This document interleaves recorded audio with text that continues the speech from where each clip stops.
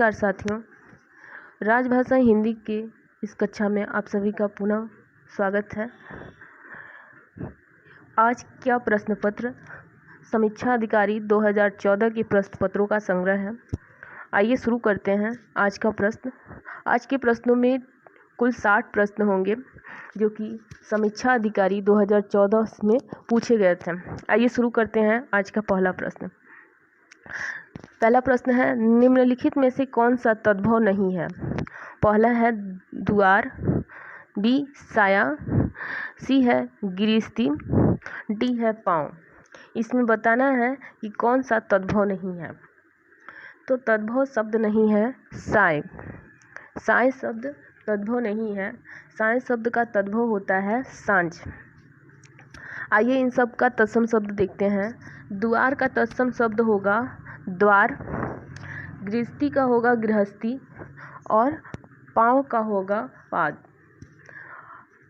अगला प्रश्न देखते हैं। एकल शब्द का तद्भव रूप है अकल, अकील, अकेला, उपयुक्त में से कोई नहीं। यहाँ बताना है एकल शब्द का तद्भव रूप है। एकल शब्द का तद्भव रूप होगा अकेला।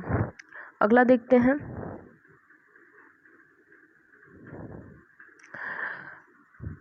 कैवर्त का तत्सम रूप है कटरना, बी है केवट, सी है कपड़ा और डी है कपट। तो इसमें करपट शब्द का कतय शब्द का तद्भव बताना है।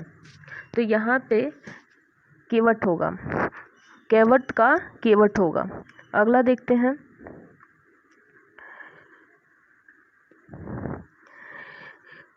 करपट शब्द का तद्भव रूप है कतरना, कपाट, कपड़ा, कपट। तो यहाँ पे करपट शब्द का तद्भव रूप होगा कपड़ा। करपट एक तत्सम शब्द है। यहाँ पे देखिए गृध्र शब्द का तद्भव रूप है गिधना, गृध्र, गिधी, गिद्ध। इसमें बताना है गृध्र शब्द का तद्भव रूप। तो गृध्र शब्द का तद्भव रूप होगा गिद्ध। अगला देखते हैं। धुंधला शब्द में विशेषण है संख्यावाचक विशेषण, गुणवाचक विशेषण, तीसरा है सर्वनामिक विशेषण, उपयुक्त में से कोई नहीं। इसमें धुंधला शब्द का विशेषण है बताना है, तो ये गुणवाचक विशेषण है। अगला देखते हैं। सरीखा शब्द का विशेषण है गणनावाचक विशेषण, गुणवाचक विशेषण, समुदायवाचक विशेषण और डी है क्रमवाचक विशेषण। क्रमवाचक। तो जो सरीखा है वो कैसा विशेषण है। सरीखा गुणवाचक विशेषण है। अगला देखते हैं। वह नौकर नहीं आया। वह नौकर नहीं आया वाक्य में वह कौन सा विशेषण है। सर्वनामिक विशेषण, गुणवाचक विशेषण, संख्यावाचक विशेषण और परिणामवाचक विशेषण। तो यहाँ पे वह जो है वह सर्वनामिक विशेषण है। अगला देखते हैं। तीसरा शब्द में विशेषण है पूर्वक बोधक विशेषण, आवृत्तिवाचक विशेषण, सी है गणनावाचक विशेषण और डी है कर्मवाचक विशेषण। इसमें तीसरा शब्द बताना है, तो तीसरा शब्द जो है वो है क्रमवाचक विशेषण। अगला देखते हैं।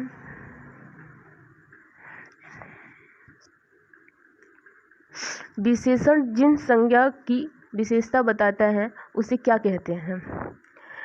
विशेषण जिस संज्ञा की विशेषता बताता है उसे क्या कहते हैं। संख्यावाचक विशेषण, गुणवाचक विशेषण, विशेष्य और सर्वनामिक विशेषण। तो इसमें विशेष्य होगा।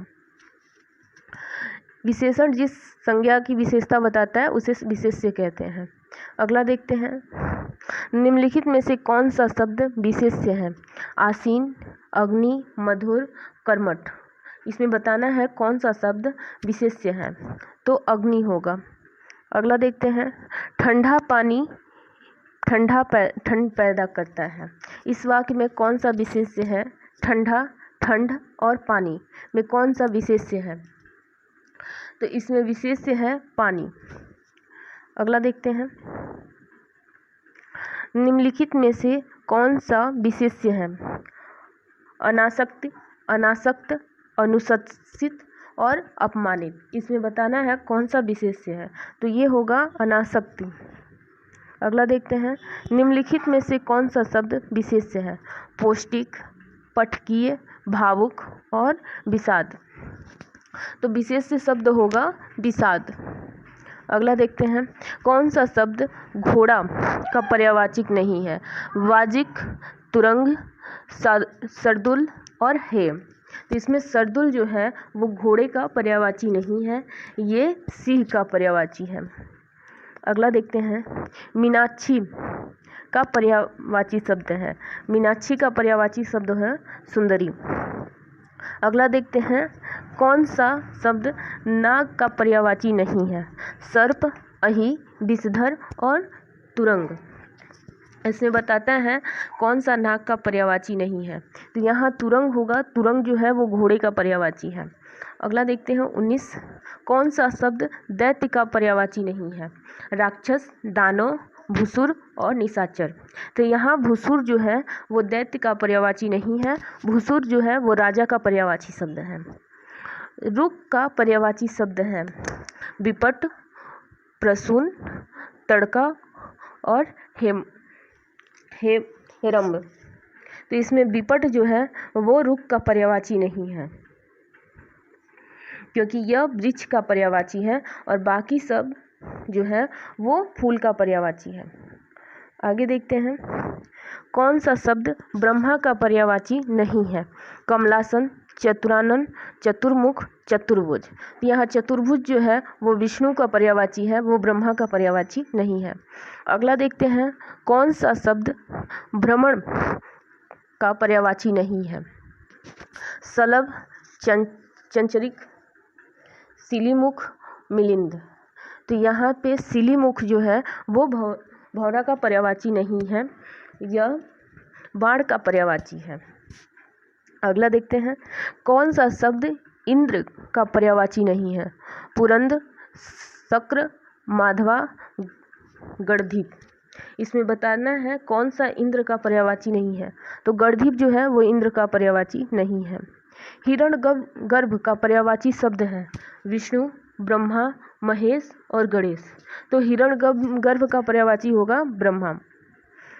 अगला देखते हैं, कौन सा शब्द दास का पर्यायवाची नहीं है?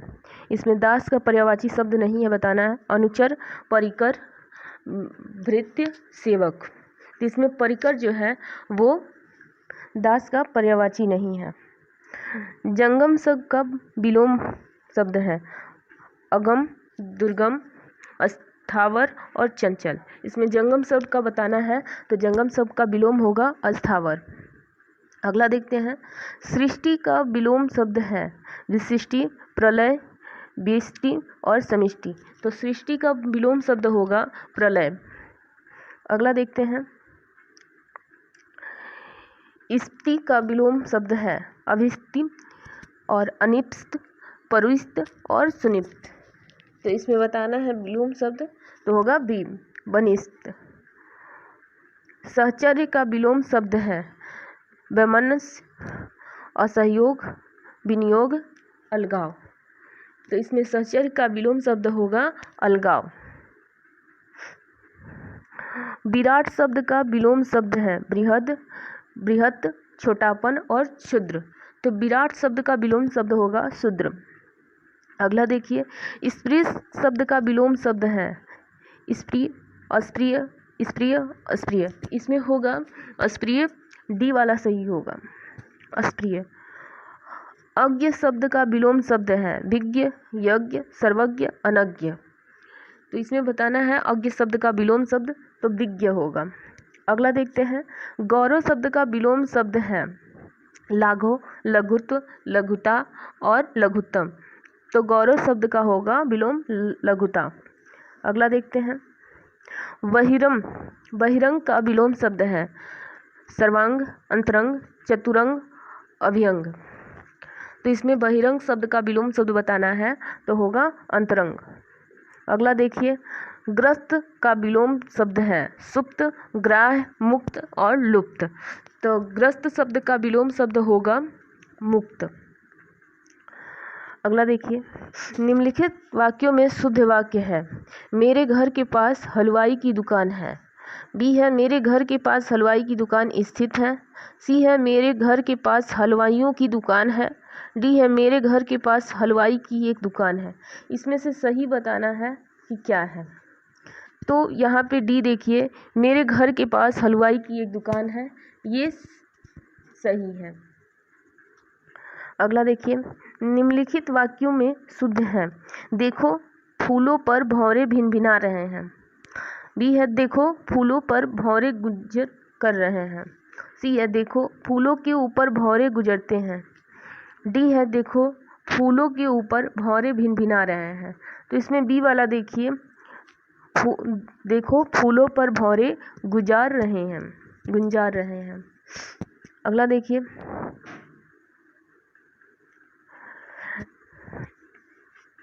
निम्नलिखित वाक्यों में शुद्ध वाक्य है। उसकी शंका का निवारण हो गया। बी है, उसकी शंका समाप्त हो गई। सी है, उसकी शंका का समाधान हो गया। और डी है, उन्हें अब शंका नहीं रही है।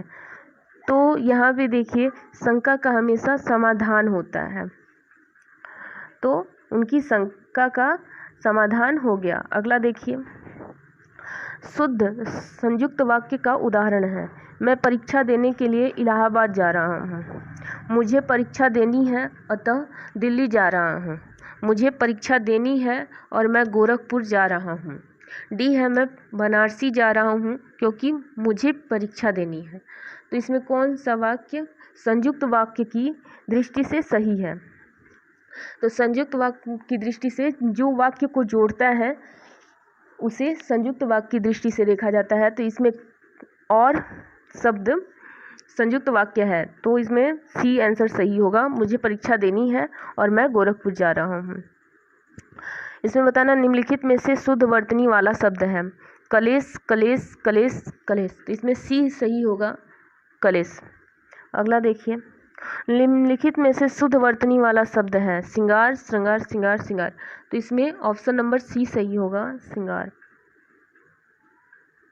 अगला देखते हैं, निम्नलिखित में से शुद्ध वर्तनी वाला शब्द है। उज्ज्वल, उज्ज्वल, उज्ज्वल, उज्ज्वल। तो यहाँ पे बी ऑप्शन सही होगा, उज्ज्वल। अगला देखते हैं, निम्नलिखित में से शुद्ध वर्तनी वाला शब्द है हिरण्यकश्यप। इसमें हिरण्यकश्यप होता है, बी सही है। अगला देखते हैं, निम्नलिखित में से शुद्ध वर्तनी वाला शब्द है कवित्री, कवित्री, कवित्री और कवित्री। तो हमेशा कवित्री होता है। कनिष्ठ और मध्यमा के बीच की उंगली को कहते हैं अनामी, अनीमिका, अनामिका, अनामिका। तो यहाँ पे ऑप्शन नंबर डी सही होगा।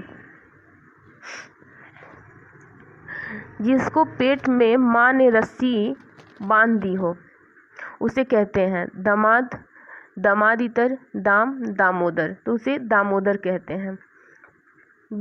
अगला देखिए, पीछे पीछे चलने वाला वाक्यांश के लिए एक शब्द। अनुचर, अनुगामी, अनुवर्ती, अनुगमनीय।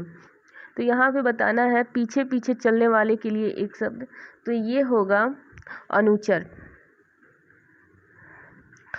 यहाँ पे निम्नलिखित जिसकी कोई कीमत न हो सके वाक्यांश के लिए उपयुक्त शब्द है कीमती, अमूल्य, बहुमूल्य। उपयुक्त में से कोई नहीं। तो जिसकी कोई कीमत ना हो सके उसे अमूल्य कहते हैं। अगला देखते हैं, थोड़ा नपा तुला भोजन करने वाला वाक्यांश के लिए एक शब्द बताना है मितव्ययी, मितव्यय, मिताहारी, मिताहारित। तो मितव्ययी होता है जो कम खर्च करने वाले को मितव्ययी कहते हैं, जबकि कम भोजन करने वाले को मिताहारी कहते हैं। अगला देखते हैं, गुरु के समीप रहकर अध्ययन करने वाला के लिए एक शब्द है शिष्य, आश्रमवासी, विद्यार्थी, अंतेवासी। अंतेवासी। गुरु के समीप रह के अध्ययन करने वाले को अंतेवासी कहते हैं। अगला देखते हैं। जिसके हृदय पे आघात हुआ हो वाक्यांश के लिए उपयुक्त शब्द होगा मर्माहित, मर्माहट, मर्माहुत और मर्माहुत। इसमें से जिसके हृदय में आघात हुआ हो उसके लिए एक शब्द बताना है, तो मर्माहट होगा। अगला देखते हैं। जो अपने पद से हटाया गया हो के लिए एक उपयुक्त शब्द है पदभ्रष्ट, पदावनत, पदानुगत, पदच्युत। तो उसके लिए होगा पदावनत। अगला देखिए। जिसे किसी वस्तु का स्पर्श हो गया हो न हो के लिए उपयुक्त शब्द होगा निष्प्रिय, निष्प्रिय और निष्प्रिय और निष्प्रियहीन। इसमें होगा निष्प्रिय। जिसकी पूर्व से कोई आशा न हो वाक्यांश के लिए उपयुक्त शब्द होगा प्रत्याशित, अप्रत्याशित और प्रत्याशित, अप्रत्याशित। इसमें बताना है जिसकी पूर्व से कोई आशा न हो तो डी होगा अप्रत्याशित। अगला देखिए। मक्खी शब्द का तत्सम रूप है मच्छिका, माछी, मच्छी, मच्छिका। तो मक्खी शब्द का तत्सम रूप होगा मच्छिका। अगला देखिए। हल्दी शब्द का तत्सम रूप होगा हरिद्रिका, हरिद्रा, हरिद्रा, हरिद्रा, हलिद्रा। तो हल्दी शब्द का तत्सम रूप होगा हरिद्रा। अगला देखिए। उल्लास शब्द का तत्सम रूप है हिलास, विलास, हास्य, उल्लास। तो उल्लास शब्द का तत्सम रूप होगा उल्लास। अगला देखिए। नारी शब्द का तत्सम रूप है नारिकेल, नारिकेल, नरिकेल, नारिकेल।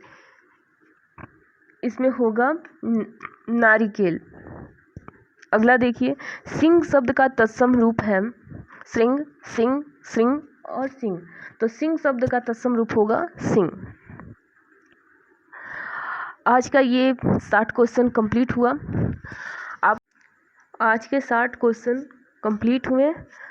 आप लोग कमेंट सेक्शन में ज़रूर बताइएगा कि आपके क्वेश्चन कितने सही हुए। फिर मिलते हैं अगले प्रश्न पत्र के साथ। तब तक के लिए अपना ख्याल रखिए